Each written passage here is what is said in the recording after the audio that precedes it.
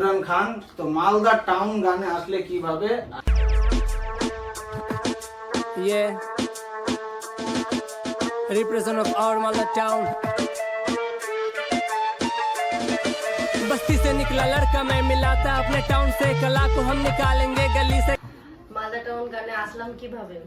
মোসাব্বতদার একটা মালদা টাউন গান যেটা আমাদের ভাইরাল হয়েছে, তার আগেও একটা মালদা টাউন গান দিয়েছিল, তা ওটা আমি দেখেছিলাম। তো মালদাতে আসার কোনো আমার ইচ্ছা ছিল না কোনোদিনও, কিন্তু একদিন আমরা মানে ফেসবুকে পরিচয় হয়, তো আমাকে দাদা জিজ্ঞেস করে, মোসাব্বতদা কি তুমি মডেল? আমি বললাম হ্যাঁ আমি মডেল। আমি একটা স্টোরি মেরেছিলাম মনে হয়, মডেল শ্যুটে, একটা ওই মডেলিং শ্যুটে ছিলাম ব্যানারে। তো আমি বললাম হ্যাঁ দাদা আমি শ্যুট করি। তো তো বলছে আমার একটা শ্যুট আছে, তুমি আসতে পারবে? আমি বলছি হ্যাঁ পারবো।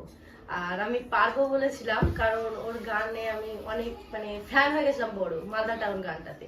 তো আমি আসবো বলেছিলাম, তো আমাকে রাত্রে বেলায় বললো কি সকালের ট্রেন ধরো, তো আমি সকালের টিকিট কেটে নিলাম।